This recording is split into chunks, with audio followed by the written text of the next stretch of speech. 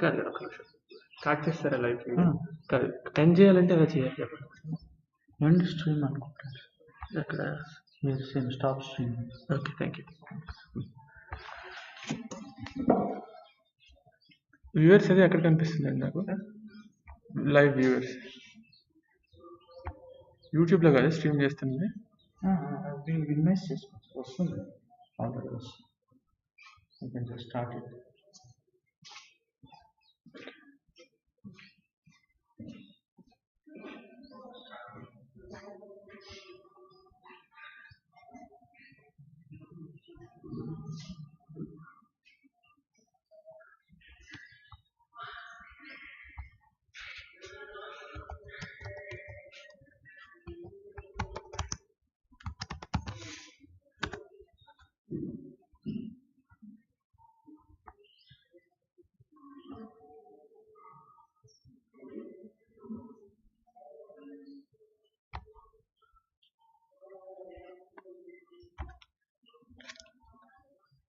Hello everyone, good morning. So I am Dr. Uday Kiran, dealing GIT with you guys. Last week we have spoken about cirrhosis and its complications. We have spoken briefly about cirrhosis. Now we are going to discuss about the major problem with cirrhosis, that is portal hypertension and its complications. Okay, so in the last class we have seen that most of the clinical manifestations of cirrhosis are due to liver cell failure, the damage due to the liver cells, and also due to pulmonary portal hypertension. Portal hypertension, the increase in the pressure in the portal vein. So these are almost all of the clinical manifestations of cirrhosis are due to these two problems. We have discussed about liver cell failure in brief in the last class. This time we are going to discuss about portal hypertension in detail. Okay. So coming to the definition of portal hypertension is defined as the elevation in the portal venous pressure gradient. What is portal venous pressure gradient? I will be telling you in a few minutes. When the gradient is more than 5 millimeters of mercury, you call it portal hypertension. You will start having clinical manifestations when the portal venous pressure gradient is more than 10. That is portal. So the risk of variceal bleeding increases when the gradient is more than 12. So now we will be discussing what is hepatic venous pressure gradient. Okay. So measure this. Hepatic venous pressure gradient is the way in which you method in which you measure the pressure in the sinusoids. Okay, you know that liver has sinusoids. From the portal tract, blood comes through the portal vein and released into the sinusoid in between the parenchyma. So you can, that slide I'll put you. So see this slide here. This is a portal tract having a hepatic artery and portal vein. This is a liver lobule. Okay, in the center there is a hepatic vein or central vein. So blood grows from portal vein to hepatic vein. These are the sinusoids in between, these blue. So in this diagram we have actually enlarged and shown you the sinusoids, but not the parenchyma. In between, this orange thing is actually the parenchyma. It's not shown well here. Okay, this diagram is meant to show you the sinusoids. So here is the portal vein coming from the major portal vein. These are the branches of the portal vein. This is a hepatic artery. With this there will be bile duct also. This is called portal triad. Okay, this portal vein drains into the sinusoid. These sinusoids go into the central vein.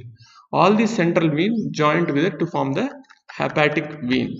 So what we are doing now when we are measuring hepatic venous pressure gradient is, we'll put a catheter to the inferior vena cava, go into the liver, enter the hepatic vein. From the hepatic vein, we are all coming from back. Okay, inferior vena cava, we are going to hepatic vein, and then we will come into the sinusoids, and then we measure the pressure there in the sinusoids, and also we measure the pressure in inferior vena cava. The difference is the venous pressure gradient. How much of pressure drop is there from portal vein to the inferior cava? That is the pressure. See here, that is how we measure. See, for the measuring the pressure in sinusoids, what we do is wedged hepatic venous pressure. You don't need to know what is wedged hepatic venous pressure and all, how to do that. You go into the sinusoid, measure the pressure there. For example, it might be some 15 millimeters of mercury. As we go towards the heart, pressure decreases, right?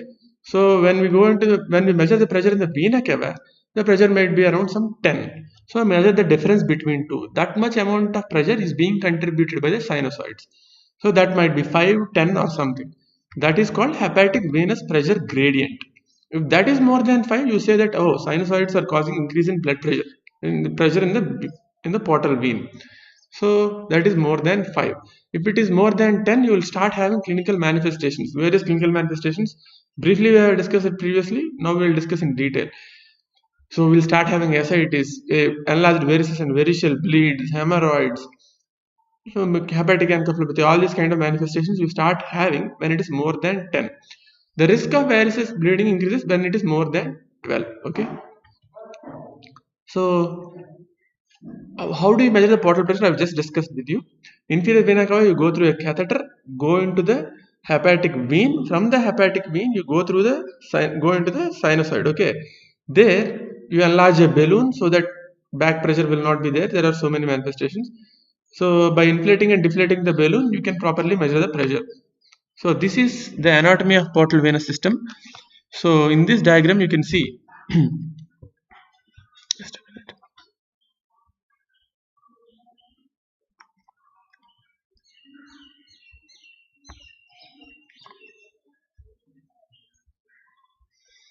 So in this diagram, you can see that the portal vein here is formed by one superior mesenteric vein and the splenic vein here.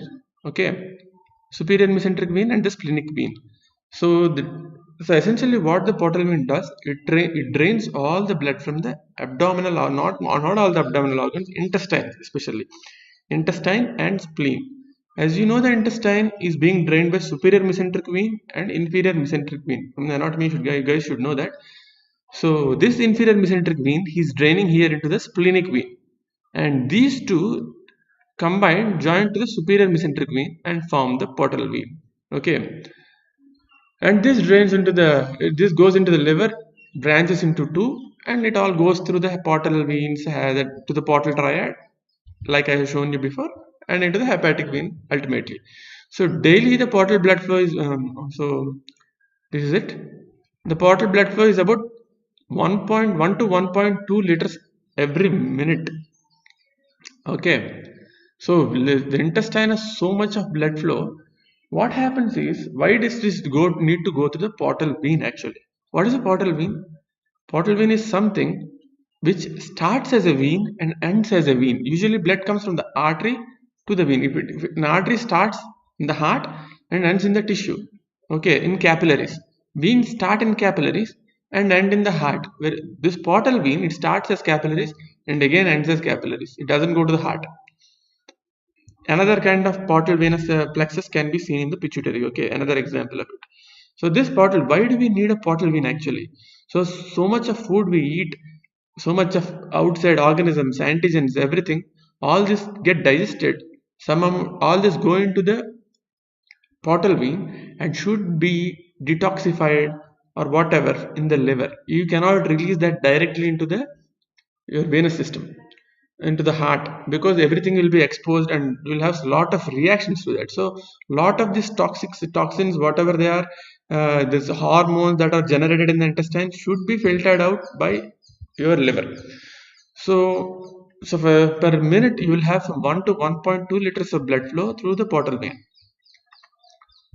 So now cirrhosis, there is portal hypertension, but there are so many other causes of portal hypertension also. We are going to learn about that now too, so that you will understand properly. So cirrhosis, portal hypertension, you will classify majorly into three types. Prehepatic, that is before the liver. Prehepatic is around here. See, this is liver, right? So prehepatic is somewhere below the liver. Hepatic is inside the liver, and post-hepatic is outside the liver. Okay, what is prehepatic, hepatic, post-hepatic? We'll go into detail now. So prehepatic is below the liver, and then there is hepatic, and then there is post-hepatic, that is above the liver. So prehepatic, what is it? So prehepatic is mainly because of portal vein thrombosis, splenic vein thrombosis, and mesospleenomegaly. How each of these contribute, I'll tell you. Portal vein thrombosis. Below the liver, if there is a thrombus in the portal vein, that itself will cause hypertension because blood is congested, it cannot flow further. That is portal vein thrombosis. What are the causes? Portal vein thrombosis in cirrhosis you can have, in hypercoagulable states you can have, and in infections in abdominal organs that can compress the portal vein, and you can have portal venous thrombosis. And then splenic thrombosis. When there is splenic vein thrombosis, you will have hypertension in the portal vein only in the splenic vein part of the portal vein. Okay, not in the superior mesenteric vein, because as you have seen here, if you have here thrombus, you will have portal hypertension here. If you have a thrombosis here, you will have portal hypertension all over here. Okay, and massive splenomegaly. How does it cause portal hypertension? Because the spleen, if it is enlarged because of any reason, there will be so much of blood flow to the spleen. Okay, because the spleen is enlarged, it demands a lot of blood. So much of blood flows, and that all that blood enters the portal vein. Now also you will have portal hypertension. So this is pre-hepatic. You can block here, or if there is increased blood flow through here, you will have pre-hepatic portal hypertension. See, there are various different clinical manifestations to pre-hepatic, hepatic, and post-hepatic hypertension. That briefly I'll tell you at a later point of time. So coming to liver, when you come to liver, again within liver you have three categories of portal hypertension. Okay, it is within the liver there is pre-sinusoidal, post-sinusoidal, and sinusoidal kinds. So here in this diagram we have seen this is all in liver parenchyma. Okay, this diagram is entirely in liver parenchyma. So here, once the portal vein enters, it divides into in the portal tract. These are the portal triad. Okay, portal vein, hepatic artery, and bile duct will be there here. These are the sinusoids. This is the central vein in the liver. Okay, if the problem is here, like in cirrhosis, this is all parenchyma, right? If this fibrose, this will be compressed. Like in this next diagram, you see cirrhosis. This entire sinusoids are destroyed here. Okay, that will cause loss of sinusoids here. So this is sinusoidal hypertension, portal hypertension. This is sinusoidal. If there is obstruction here in this hepatic vein, okay, in this hepatic vein here, this is not a lobule actually. There are multiple nodules. If there is obstruction here, this is post-sinusoidal. If there is obstruction here, this is pre-sinusoidal. This entire thing is happening in liver. Okay, so in liver you will have pre-sinusoidal, sinusoidal, and post-sinusoidal. So pre-sinusoidal is due to schistosomiasis and congenital hepatic fibrosis. Post-sinusoidal is due to venous occlusion. You can have venous occlusive disease, is fibrosis of the hepatic veins, and sinusoidal, as you all know, cirrhosis of the liver causing fibrosis, causing loss of sinusoids.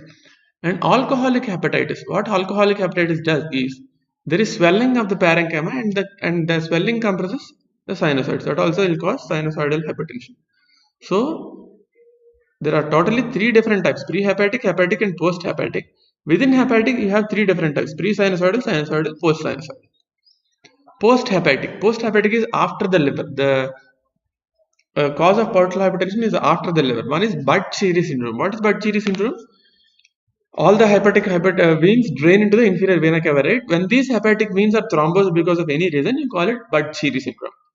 And then you can compress the inferior vena cava itself. Okay, if there is inferior vena caval compression, that blood pressure is transmitted to the liver. Or you have heart failure. Heart failure, there is congestive increase in pressure in the vena cava, and hence you will have portal hypertension. Okay, so these are the three types. You need to remember these. Portal hypertension is an important question in your exams.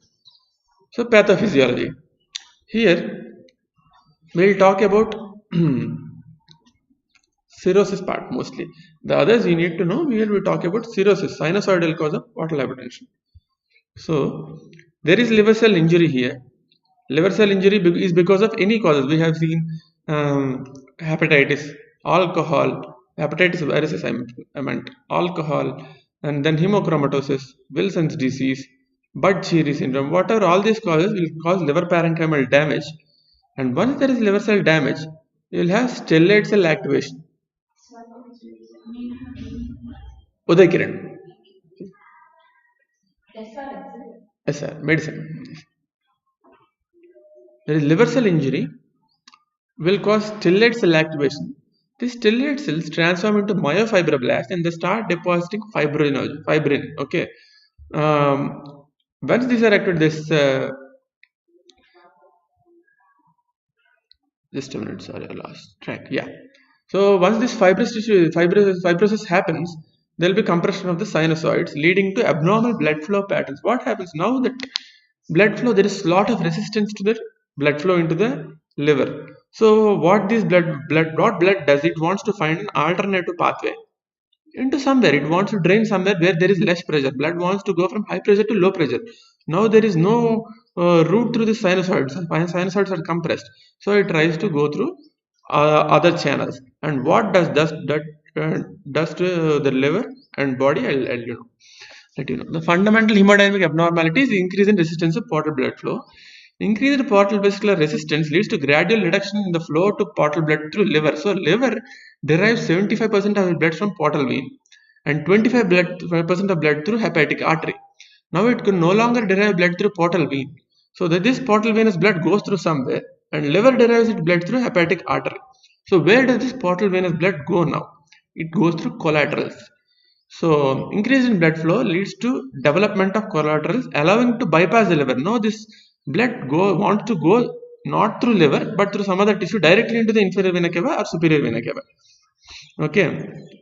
Why? Because there is hypertension in portal vein and there is normal pressure within the systemic vessels. So collaterals develop when the pressure gradient between the portal and hepatic veins rises above a certain threshold. We saw the third threshold is more than 10. And process involves angiogenic factors. Fine. At the same time, portal flow also increases. Not only these blood vessels, portal pressure increases. There is increased blood coming through the portal vein also through the intestine now. That is from different mechanisms. You don't need to know that now. So not only there is compression of the vessel in the sinusoids, there is increased blood flow also. All this leads to collateral development. Okay. Portal venous blood is diverted into the collateral channels. Where these collateral channels happen and all, I'll be telling you in some time. And some bypass the liver cells and shunted directly into the hepatic venous radicals. And this blood directly goes into the inferior or superior vena cava.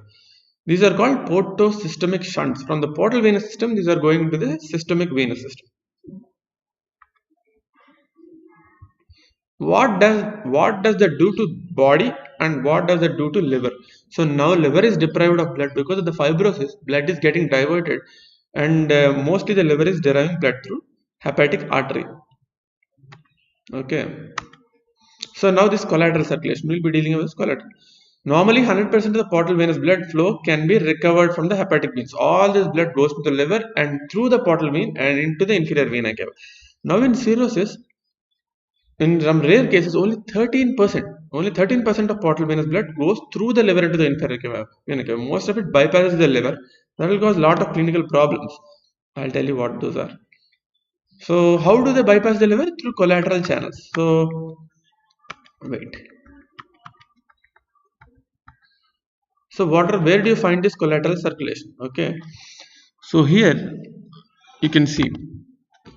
So clinical phases, when you see, there are mostly abdominal veins and collaterals. So that part of clinical features we will be discussing about here.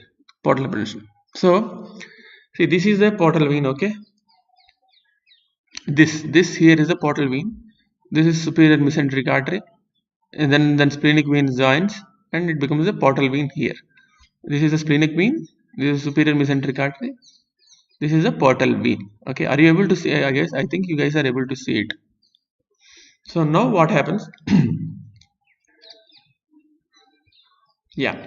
So because there is pressure somewhere here in the liver, this blood cannot go into the liver. So now it wants to find a way out of here. So this can happen near the esophagus. Okay.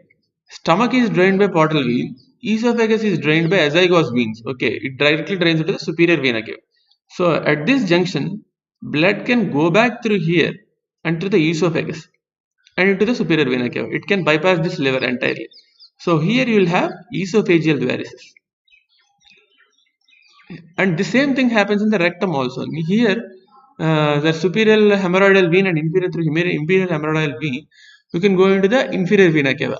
So this through superior mesenteric vein, the flow is reversed now. Until now it is going here like this, right?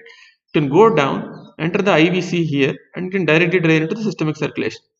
And here, when you see portal vein, it'll open the para-umbilical veins and goes through the umbilicus, and from there you can go up or down. I'll show you that diagram. So it can bypass there, and it can bypass near spleen also. From spleen, the blood can go through the renal vein and into the inferior vena cava.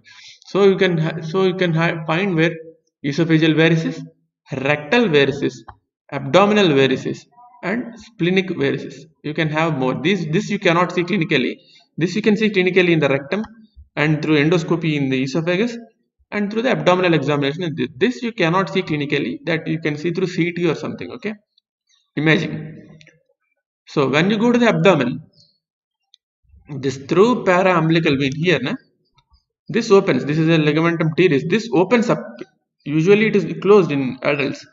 This opens up. Blood comes to the umbilicus. From the umbilicus, the blood can go through in the radiating factor above, in the radiating fashion above and below. Okay, this is called caput Medusa. You know the Greek goddess Medusa. It will have a head and hair going all around, like radiation of hair. You can have like sunburst. You can say sun rays. It will go everywhere. So that is the pattern that you see here. See, from the umbilicus, you can have veins, dilated and engorged veins going all around.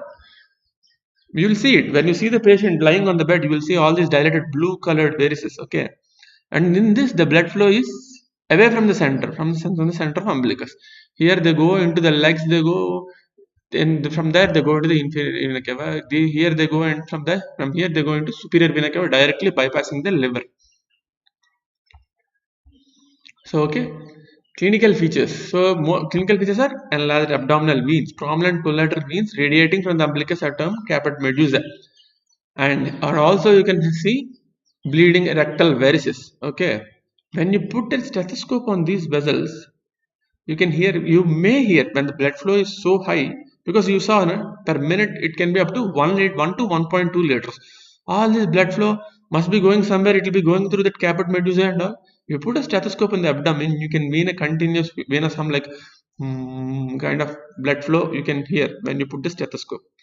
Okay, and clinically you can also see splenomegaly. The spelling is wrong here. It's not a single E. It is not double E. Okay, you can feel the splenomegaly in some cases, but when ascites is present, you cannot feel any of these.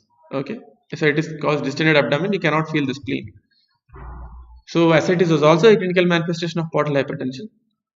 Anorectal varices you can see, like I told, and this is fetor hepaticus. What is fetor hepaticus? You can see in this in chronic liver disease. Okay, you can feel some peculiar sweet pungent kind of smell. They describe it as sweet pungent kind of smell. This is from the breath of the patient. What is this? So in this liver, in this intestine, so many bacterial products will be releasing, ammonia will be releasing mercaptan. Specifically, this kind of smell is due to mercaptan. This is some kind of compounds formed by the bacteria in the intestine. So usually they go through the liver, and liver filters out all of this. Liver detoxifies all of this. Now through the collaterals, they are escaping directly into the systemic circulation, and from there they go to the lung, and lung excretes this mercaptans in gaseous form. So the room will have some peculiar smell. The patient will have peculiar smell. That is called fetor hepaticus. Fetor is so these are the clinical manifestations. You will have prominent abdominal vessels, anorectal varices, ascites, splenomegaly, and fetor hepaticus. Okay, so now, there is portal hypertension. You know the clinical features. And now, what are the complications of portal hypertension? One thing we have seen, there are enlarged vessels in the esophageal gastroesophageal junction and anorectal junction. So these vessels, when they are enlarged and there is so much of blood flow through them, they can easily get ruptured, and there will be massive hematemesis. He will be coughing out, vomiting out blood, and he may die immediately. So that is variceal bleeding. And then there is congestive gastropathy. There is congestion, venous congestion within the stomach, because the blood is not draining properly. There will be, because of the increased pressure, congestive gastropathy. What that is, you don't need to know. You could just need to remember the name. Hypersplenism. What congestion does to, when there is something is congested, it enlarges, right? When the pressure increases, like a balloon dilates, spleen also enlarges. As soon as the spleen enlarges, spleen filters out RBC, platelets, and all from your blood, right? So now this enlarged spleen will start filtering out more RBC. You can have anemia. You can have the most important thing is thrombocytopenia. It takes up all the platelets. Thrombocytopenia you'll have. Okay, hyperspleen. That's called hypersplenism. The next thing is ascites. Whenever there is increased pressure in the sinusoid blood slowly trickles out to the sinusoids because there is increased congestion, and then it comes out through the liver and goes into the abdominal cavity. That is called ascites. That we will have. And iron deficiency anemia. Why this? That can be through decreased absorption of iron. Most importantly, it will be through loss of blood through varices. Iron deficiency anemia can have. And there is renal failure. So this renal failure as a mechanism, like whenever the most important problem with portal hypertension is there will be decreased systemic blood pressure because of the splanchnic vasodilation. It will vasodilatation in the intestine and all. There will be decreased pressure and there will be underperfusion of the kidney. That will cause you renal failure. And there is hepatic encephalopathy. What is hepatic encephalopathy? So all this blood is now bypassing the liver. So all these toxins, ammonia and all, go directly to the systemic circulation into the brain. Whenever this ammonia enters this brain, the brain functioning gets deranged and the patient loses sense of orientation into time, space. This cognitive functions come down. That's called hepatic encephalopathy. It can range from mild loss of calculations, loss of orientation time, and to severe coma. That bad it can be, hepatic encephalopathy. So these are the complications. I don't think you need to discuss them in detail now in your third year. So briefly, as you understood, will be variceal bleeding, there will be ascites, iron deficiency, anyway, renal failure mechanism you don't need to know. And anyway, I have told you previously, hepatic encephalopathy. This you need to remember. All these are the complications. Okay. So now comes the management. How do you manage a case of portal hypertension? So you don't treat portal hypertension as such. You treat the complications. You treat the complications of portal hypertension. So first thing, the most important is variceal bleeding. So until now, I think you are following. We have discussed about the definition, the causes of different kind, and now we are dealing about cirrhosis, part of sinusoidal portal hypertension caused by cirrhosis. We have discussed pathophysiology. We have discussed the clinical manifestation. We have discussed the complications. Okay, complications. Now the management part. We are managing the complications only. That is how you treat portal hypertension. So now you come to acute variceal bleed. So the patient suddenly with cirrhosis will come to you with massive hematemesis. He'll vomit bright red blood, or he may cough out also coffee colored blood. When this blood from the esophageal varices enters stomach, where it gets digested and becomes brown in color, and you can also vomit that brown colored vomitus or bright red vomitus. The most important cause is variceal bleed. How do you diagnose it? Immediately do an endoscopy. You find the varices, enlarged varices, and you clip them, or you can do various measures. So what you do immediately, you need to, if the patient loses massive amounts of blood, you'll have hemodynamic compromise. The patient blood pressure will be low, might be low if it is massive hematemesis. So immediately secure the line, give him a lot of IV fluids, transfuse blood, and because their liver is also problematic in this patient, the blood coagulation is also a problem. Blood coagulation factors are not formed, so you need to replace that with fresh frozen plasma, which are rich in coagulation factors. Okay. Now, how do you stop the bleeding? So now you have stabilized the patient, you gave fluids, you gave blood. Now how do you stabilize the patient? He's still losing blood, right, from the varices. So now you do an endoscopy. You find the bleeding varices, and you can do here endoscopic sclerotherapy. You can inject some sclerosant that fibros the varices. If it is bleeding immediately, you can put a blanding. You can, so for example, a varice is like this. You put a rubber band like this. It will stop bleeding. And you try that, or you inject a sclerosant to sclerose the blood vessel. Or what you can do, you tried this, but still the patient is bleeding. Now what you put is, you put a tube into the esophagus and enlarge a big balloon to compress all these varices. That is called Sengstaken-Blakemore tube. You put a tube and there will be a long balloon. You enlarge the balloon, you increase the pressure, and you compress the esophageal varices. Okay, and this is how you treat the varices, bleeding varices. And before that, you can do one thing: vasoactive drugs. You can give some drugs that will decrease blood flow into the intestine and hence into the varices. Okay, if you decrease the blood flow into the intestine, you can decrease the blood flow into the varices, right? So what are these drugs? These are mostly, more importantly, octahedride and vasopressin. These are the two drugs. Octahedride is somatostatin analog. When you give this, the blood flow into the varices comes down. Similarly with the vasopressin, you give these two drugs as infusion, you decrease the blood flow and then you can decrease the bleeding. This is in acute setting. Suddenly the patient comes with bleeding, you give these two infusions. Or you stopped the bleeding and all, and when now you are discharging the patient, you can put him on a beta blocker. Okay, beta blocker also does the same thing.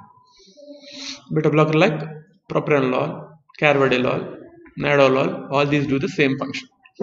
So these are the vasoactive drugs. And there is one more thing that's called tips.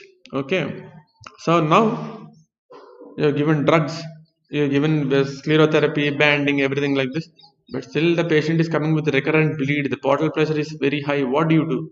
You want to decompress the portal vein. So now what you do is create a shunt within the hepatic. You put a big shunt from the portal vein directly to hepatic vein, so the pressure will be reduced. Okay, but still the blood will not go to parenchyma because you are bypassing and putting the shunt within the liver itself. So that's how you manage a variceal bleed. Acute variceal bleed, the patient will come to you, you stabilize the patient hemodynamically, give him blood, give him IV fluids, start him on vasoactive drugs like vasopressin or somatostatin, and do an endoscopy and do the banding. So once the patient is stabilized, banding is done, you will discharge the patient on beta blocker. Okay, the other parts I have not put in these slides. So this is how you manage a variceal bleed. Ascites, how do you manage ascites? You can straight away drain some fluid and give the patient some diuretic. Diuretic is the way this what do you call it, Lasix or thiazide diuretics.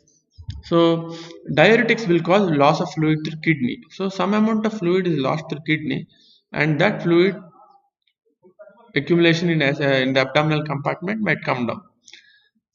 So other thing is hepatic encephalopathy. What is this hepatic encephalopathy? I told you that bacteria produce ammonia, mercaptans, all of these.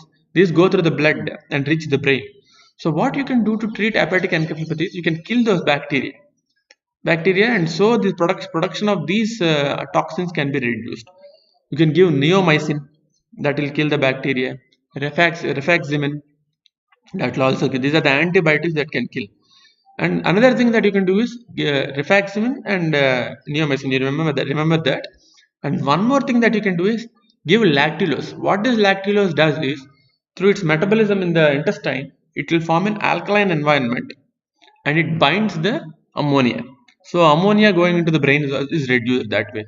So hepatic encephalopathy you treat by giving antibiotics like rifaximin and neomycin and also lactulose. That's how you treat hepatic encephalopathy. Coming to renal failure, it's not you need not know how to treat this renal failure. You call it Hepatorenal Syndrome. Okay, Hepatorenal Syndrome. The cause of renal failure is due because of the liver. So you need not know how to treat this. Iron deficiency anemia. Anyway, you can give iron if the patient is deficient. Ascites, like I said, you give diuretics, and you can also do ascitic trap and drain the fluid. Variceal bleeding I have already discussed. So this is how we manage the case of portal hypertension. Thank you. That is for today.